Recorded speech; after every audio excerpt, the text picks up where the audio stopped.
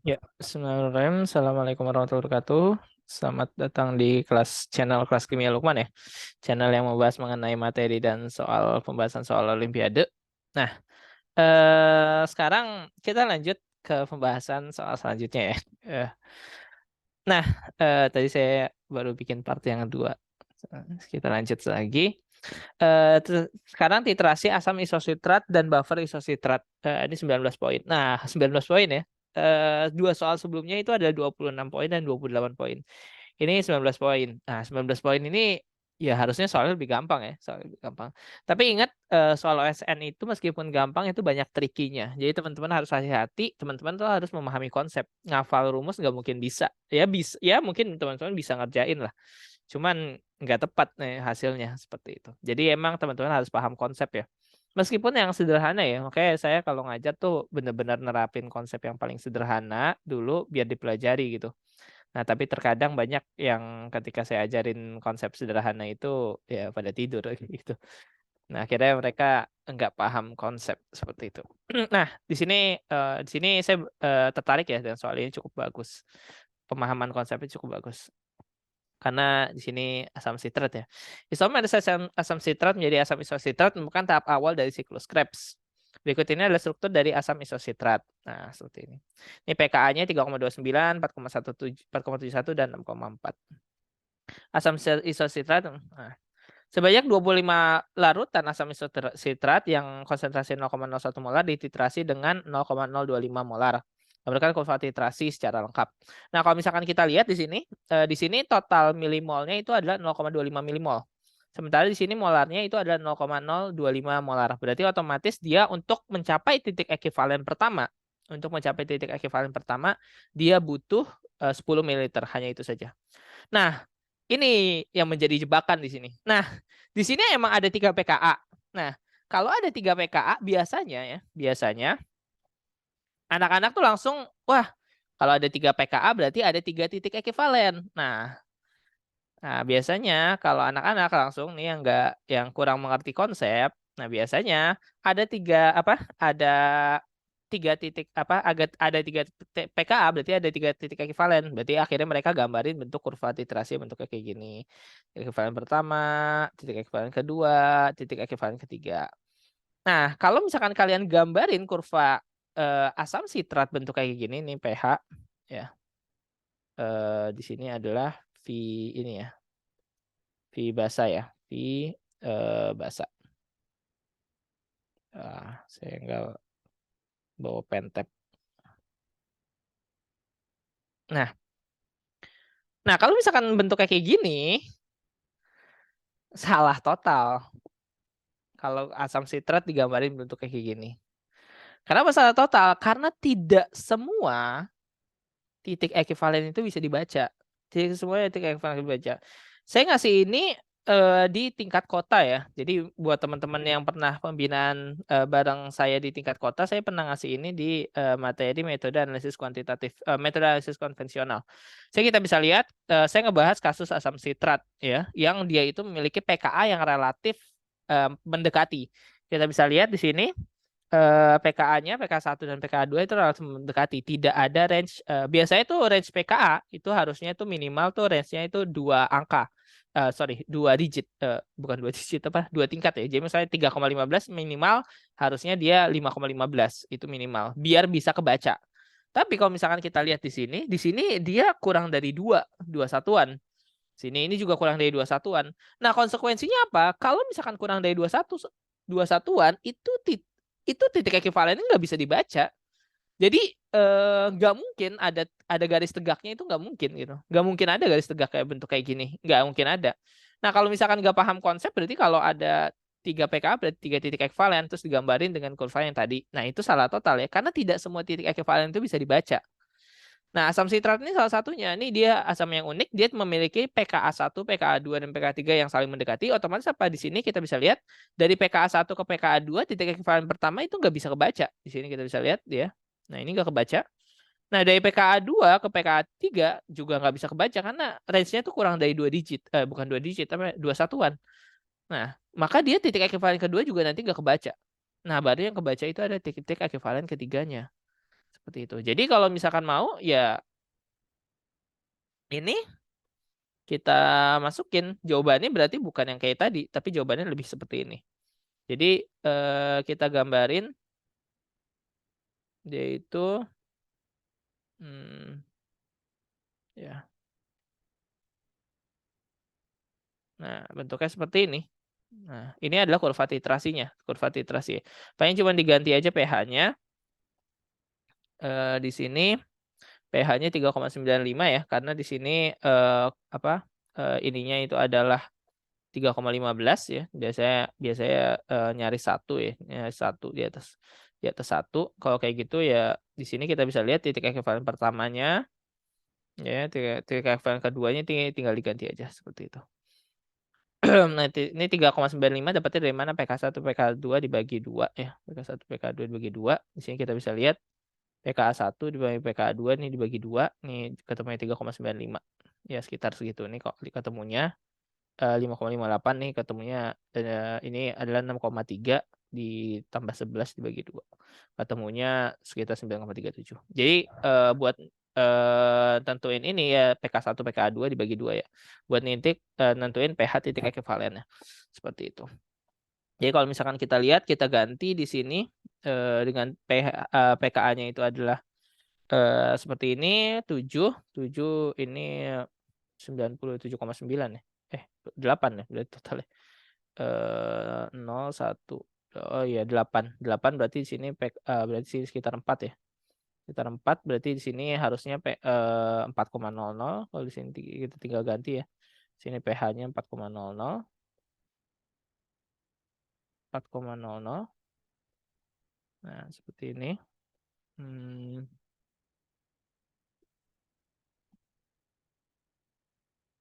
Ya, ini pH-nya 4,00 ya. Kita ya ini pH-nya 4,00 di sini. Ya, tinggal gitu saja. Nah, terus selanjutnya di sini di bawahnya itu tinggal kasih 10 ml ya. 10 ml karena titik ekivalen pertama itu 10 ml. Titik ekivalen kedua itu adalah 20 ml. Titik ekivalen ketiga itu ya 30 ml. Nah, ini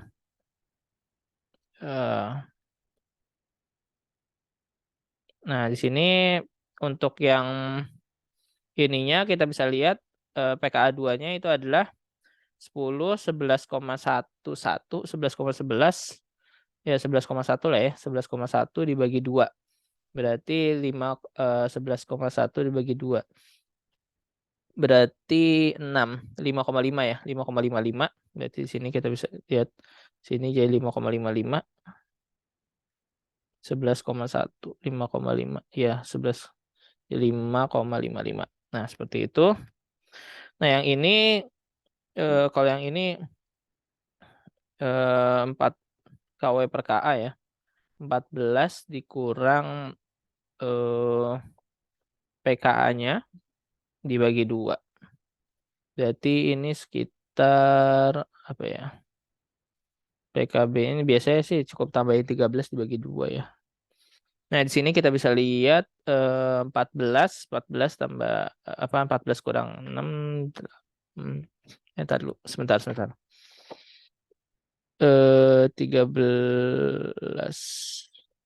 biasanya sampai 13 sih, 13 apa 12, 11 sih, 11 ke 17 bagi 2 sekitar 8,7 lah, sekitar 8,7 ya, 8,7.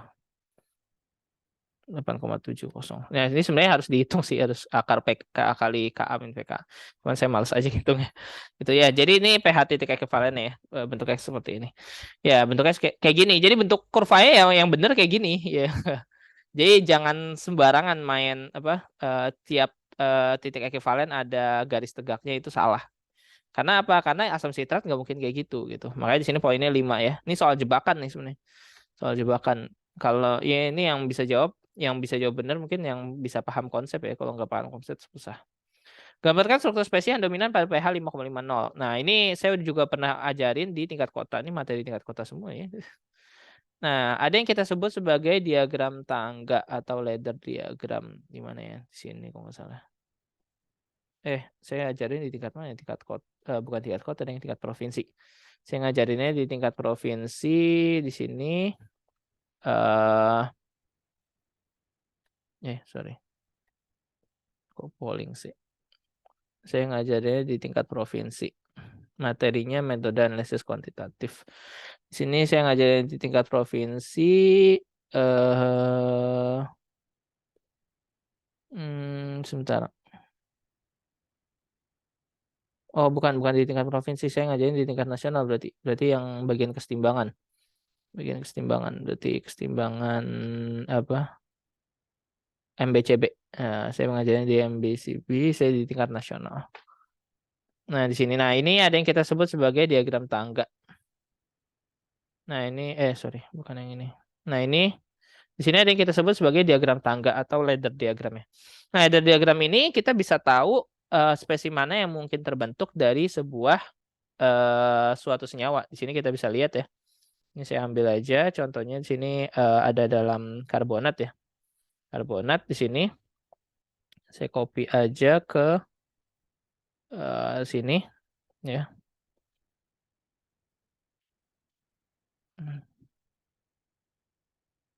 Nah, di sini itu pH-nya kita bisa lihat di sini pKa2, pKa1. Nah, ini tinggal kita ini sebagai sitrat ya.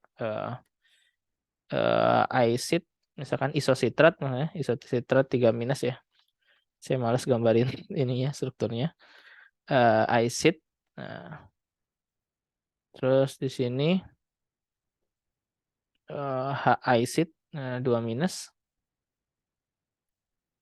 H acid 2-. Nah, di sini sorry. Oh, ini harusnya 3 berarti ya. Wah, ini harus dipanjangin lagi dong. Oke, ini harusnya dipanjangin lagi. H acid 2-, terus di sini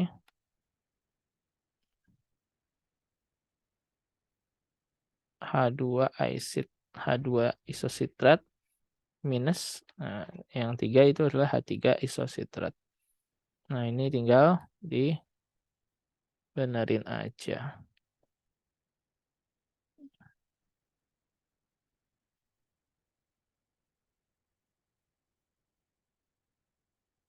H3 isositrat. Nah, tapi ini nggak ada minusnya. Udah, ini yang kita sebut sebagai diagram tangga. Jadi kalian nggak usah ngitung-ngitung. Ini bisa kita dapat ya. Dari sini dengan mudah. Ka2, sini pKa3. Nah, kenapa dengan mudah? Karena kita tahu pKa1, pKa2, pKa3-nya. Nah, pKa1 itu nilainya 3,29. Berarti di sini kita bisa lihat 3,29. 3,29. Sementara pKa2-nya itu adalah 4,71.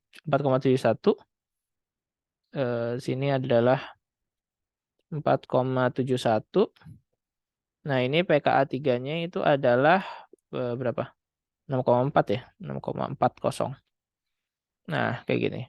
Dan diminta itu adalah pH pada berapa? pH pada 5,5. Ya, kita lihat ya 5,5 di mana? 5,5 di sini nih, di antara dua ini. Oh, berarti yang dominan itu adalah H isositrat gitu, hidrogen isositrat. Nah, kayak gitu. Udah sih, simple. Simple kan? Hidrogen isositrat ya gitu. Ya udah simple, udah jadi. Terus kita tinggal gambarin strukturnya kan. Ya udah tinggal satu aja yang lepas, salah satunya. Salah satu yang lepas berarti yang paling mudah lepas itu adalah kok malah virtual background-nya. Yang paling mudah lepas yang mana? Yang paling mudah lepas itu adalah sebentar. Di sini ada OH, di sini ada karboksilat. Nah, di sini ada gugus penarik ya. Penarik, di sini juga ada gugus penarik OH. Nah, cuman di sini tidak ada gugus penarik, berarti yang lepas duluan itu adalah, nah ini gugus penariknya lebih dekat. Di sini juga ada gugus penarik lebih dekat. Sini gugus penarik juga. Berarti otomatis di sini relatif ada gugus penariknya banyak ya, gugus penarik. OH kan gugus penarik di sini. Di sini juga gugus penarik. Ya udah berarti yang paling mudah ketarik itu adalah ini. Sebentar. Oh, iya, yang paling mudah ketarik itu adalah yang ini. Berarti harusnya yang lepas pertama yang ini. Terus yang lepas kedua yang ini, lepas ketiga yang ini. Berarti bentuknya seperti ini. Ini tinggal lepas H isositrat. Berarti yang lepas itu bagian sini ya. Nah ini perlu hati-hati ya. Di sini karena di sini nggak ada gugus penariknya, ya, nggak ada gugus penariknya berarti otomatis ini relatif lebih basah. Ini ada gugus penariknya di sini di OH, ya, seperti ini. Di OH seperti ini di OH, cuman kalau misalnya kita lihat dia di tengah, dia kurang di sini bisa membentuk ikatan internal ya. Jadi otomatis dia lebih kuat juga. Nah, makanya biasanya yang lebih mungkin itu adalah di bagian sini ya. Karena di sini lebih dekat gugus penariknya juga seperti itu. Ya, bentuknya paling kayak gitu. Hmm. Iya, lebih seperti ini ya. Gugus penariknya lebih kuat di sini. Jadi berarti yang paling pertama lepasnya adalah yang ini. Nah, kalau misalkan kita mau lihat ininya ya bisa ya kita pakai Marvin ya. Bisa kita pakai Marvin, kita lihat apakah benar prediksi saya. Oke, Marvin Sketch. Mana Marvin ya? Oh, belum mulai. Sebentar. Kita gambarkan strukturnya. Nah, sini. Gambarkan strukturnya. Di mana strukturnya itu adalah bentuknya kayak gini ya. Nah, ini kan asam sitratnya. Kemudian ke sini, terus ke sini ya. Nah, ini adalah yang bagian ininya. Nah, seret ini, terus ini ke sini. Ini juga ke sini, sorry. Sini, OH-nya, terus yang ini bentuknya bentuk, sorry. Seperti ini.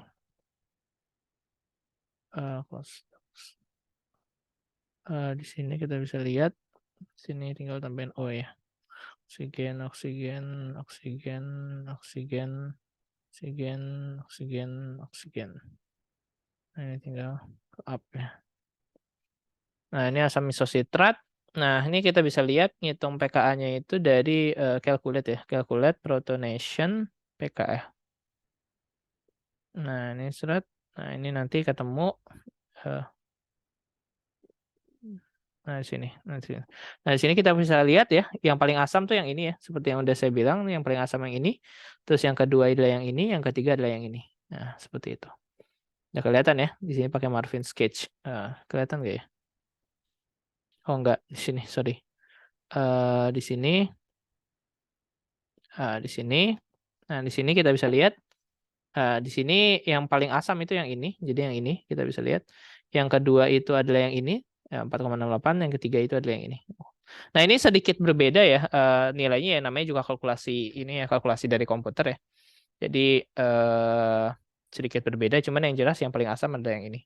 Maka benar bahwa buat strukturnya itu sendiri adalah bentuknya itu seperti ini. Nah, ini yang pertama kali lepas. Nah, ini adalah H isositrat ya. H icit. Nah, H icit. Res. Di sini 100. H icit. MBCB. Nah, berarti otomatis ya strukturnya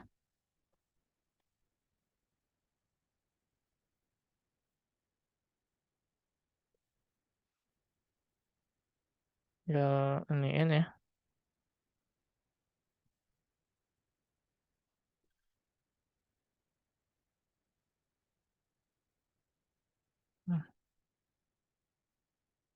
Nah, sebentar. Aduh.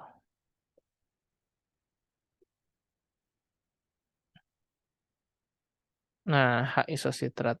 Nah, ini ya ini detail-detail seperti ini harus ini ya penting ya. Nah, itu. Ini adalah yang nomor 2. Lumayan udah dapat 7 poin. Nomor 3, buktikan dengan perhitungan kalau cenderung sifat asam jika dilarutkan dalam air. Aduh. Nah, ini kok non aja ya. Bisa bagus. Nah, kalau misalkan cenderung bersifat asam bila larutkan dalam air. Karena natrium di hidrogen ya. Karena kita bisa lihat tuh sebenarnya kan dia dari segi apa kalau misalkan dia melepaskan dua berarti kan dia icit ya di bagian ini. Nah, ini apa? pKa-nya itu dia 4,71. Nah, kalau misalkan kita hitung dia H plus yang dihasilkan itu lebih besar. Ya udah kita hitung sebenarnya secara sederhana ya, secara sederhana kita bisa hitung dia kalau misalkan dia sifatnya asam itu kita hitung pakai H plus H plus H plus itu ya. Eh,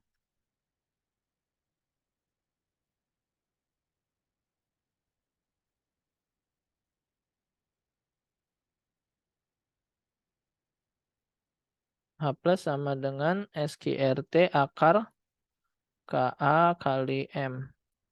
Nah, seperti ini. Ya, seperti ini aja ya. Kita lihat H plusnya berapa. Terus nanti kita bandingin dengan kalau misalkan kita ngitung dia pakai eh, akar OH min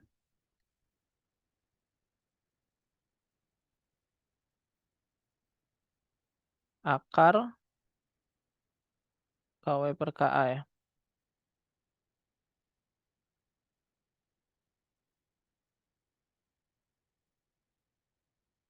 Kali M. Nah, udah gini aja.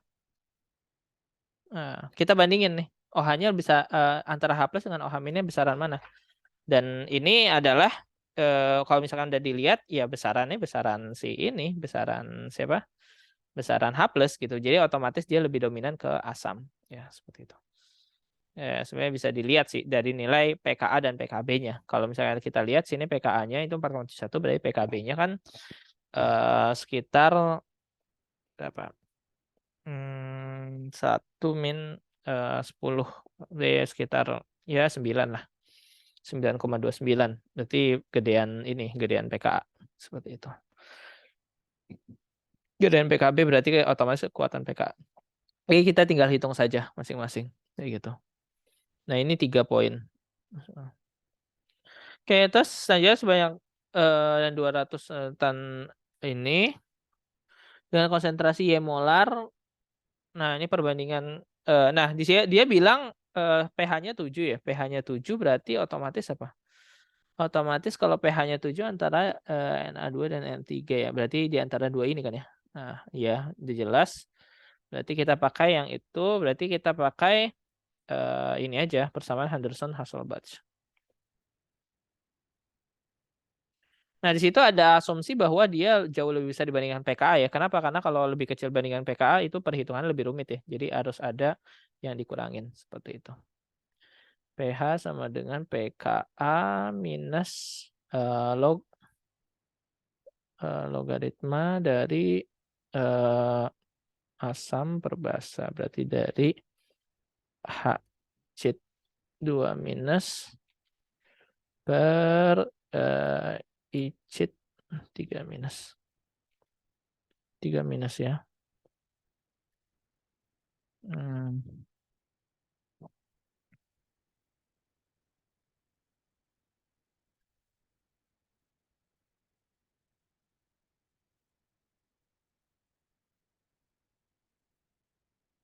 Nah, ini 6,4 dikurang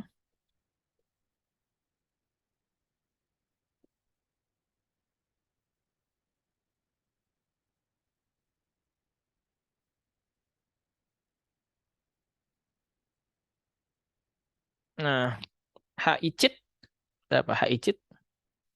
Nah, ini ya kita harus paham bahwa soalnya itu sorry, mana sih? Nah, kita harus paham soalnya itu dia menggabungkan dua volume yang berbeda. Jadi di sini kita lihat yang pertama itu adalah 100, X molar 200. Nah, berarti otomatis di sini ada pengenceran. Nah, harus hati-hati tuh. Nah, 100 200 berarti otomatis di sini high cheat-nya itu adalah 100. Nah, 100 berarti 100 100 kali X per 300. Nah, i-cheat-nya itu berapa? 200 kali X kali Y per 300. Nah, gini. Nah, ini bentuknya. Dan ini harus sama dengan 7. Nah, dari sini kita bisa tahu apa 1 2 ya, perbandingan masing-masingnya. Nah, di sini kita bisa lihat X banding Y-nya. Ya udah kita lihat X banding Y. Bandingannya sini kita cari ya.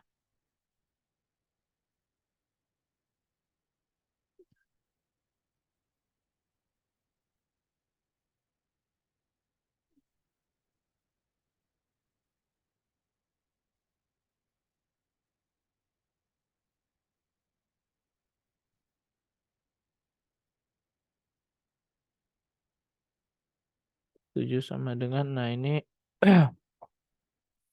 X produknya itu adalah 2/3 ya. 2, ini misalkan A ya. 1/2. Ya, kayak gini. Karena 100 sama. Oh ya, ini harusnya di solve ya. Biar langsung keluar. Solve A.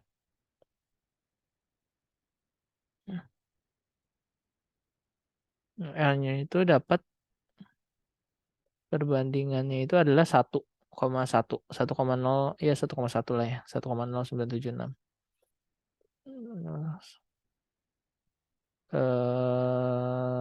1,0976. Udah perbandingannya ini. Relatif gampang ya ini. Perbandingannya udah 4 poin lah. Asam klorida dengan spesies sitrat itu adalah 0,1 molar. Nah, ini ya simpel ya. Pertama kita harus cari dulu konsentrasi masing-masingnya. Kalau misalkan bentuknya kayak gini, berarti dari sini kan kita bisa tahu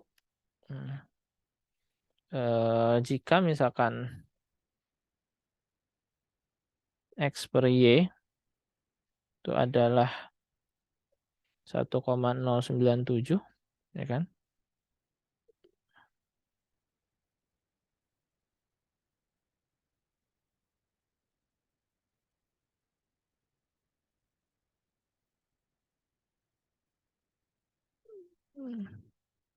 Maka di sini kita bisa lihat berarti X sama dengan 1,097Y.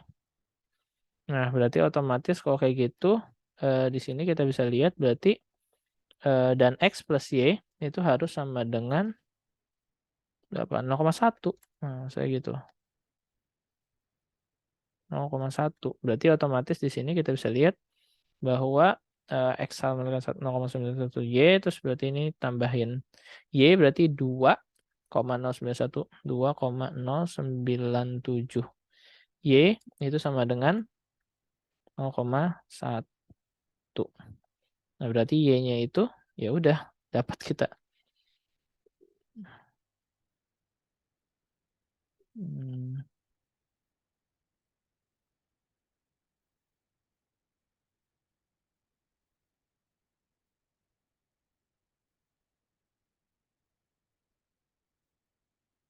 Y-nya itu kita dapat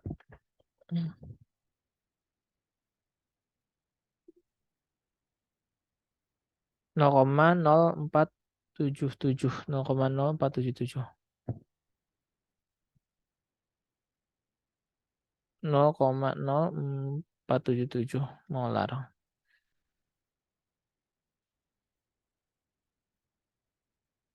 477 molar. Oke. Nah, di sini X-nya 1,097Y.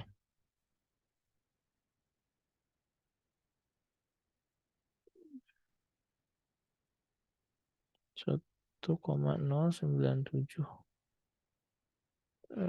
kali 0,0477. Ya, sekitar 0,0523. 0,0523. Y-nya, X-nya 0,0523. Oke. Nah, setelah udah dapat kita, ya udah kita tinggal masukin ke persamaan yang tadi. Persamaan yang ini. Terus dia bilang apa? Iya, molar. Ini volumenya itu 300 ya. Jadi untuk mencari molnya. Tambahin 0,01 mol. Oke. Kita tinggal masukin aja. Berarti ini harus dalam bentuk mol ya. Satuannya mol. Nah, di sini nanti kita dapat bahwa di sini berapa sih? Berarti kalau yang ini karena ditambahin H plus berarti yang ini bertambah ini berkurang ya. Berarti di sini kita bisa lihat 300 dikali nih sorry. Aduh. Dan di sini 300 dikali H sheet-nya itu astagfirullahaladzim. Oke. H sheet-nya itu si X-nya itu berapa? X-nya itu H sheet-nya X-nya itu 100 ya. Berarti 300 karena ini udah masuk semua ya 300 kali si X-nya 0,0523. 0,0523. 0,0523.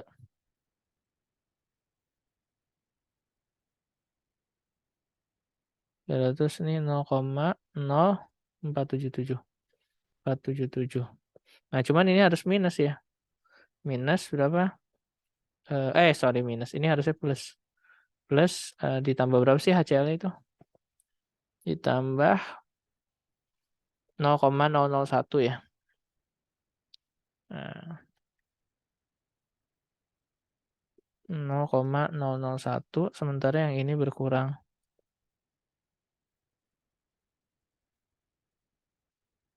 1. Nah, ini pH-nya berapa gitu. Ya tinggal masukin aja. Sini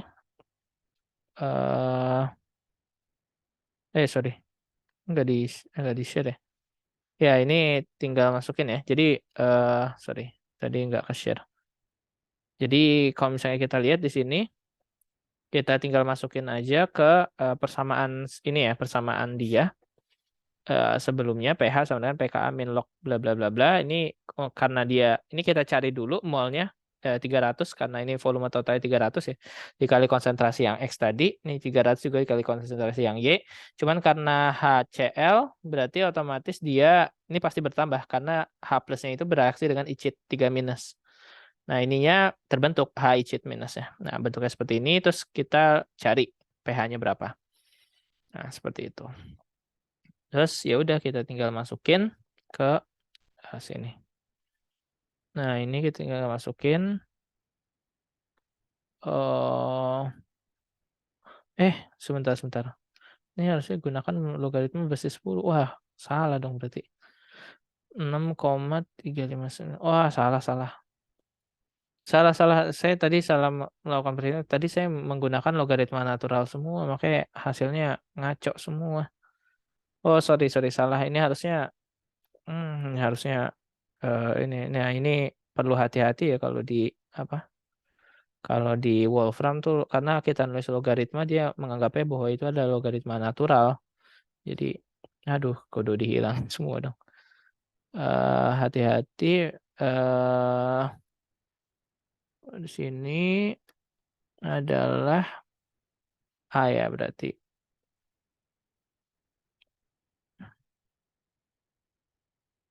A/2 solve. Nah, di sini. Nah, ini harusnya logaritmanya logaritma basis 10 kan. Nah, ini harus kita ngeklik di sini nih. Karena kalau kagak. Nah, makanya di sini dapatnya approximate form. Nah, di sini dapatnya 0,502. 0,5 ya. 0,502. Nah, seperti itu. Harusnya ini 0,502. 0,502. Nah, ini harus hati-hati ya. Ini kalau di Wolfram nih hasilnya untuk 0,502. 5,502 ya, sekitar 0,5 ya. X-nya itu 0,502. 1,502 ya. 502. Nah, berarti Y-nya, wah, ini harus diupdate semua. 1,502 dibagi 0,1. 1,502 dibagi 0,1. Jadi 15,02. 15,02 molar. Nggak mungkin dong. Terbalik 0,1 dibagi 1,502. 0,1 dibagi 1,502. 0,666. 0,0666. Oke, berarti di sini 0,0666. Ini 666. Nah, udah berarti otomatis di sini 0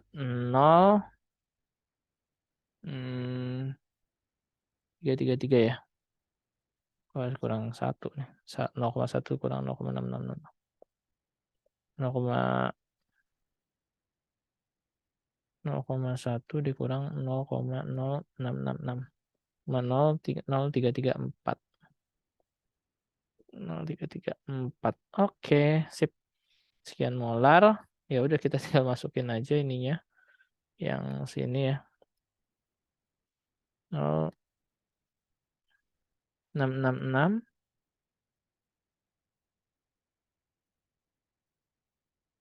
334. Nah, seperti itu aja. Ya kan? Berarti otomatis di sini kita masukin aja nilai pH-nya berapa.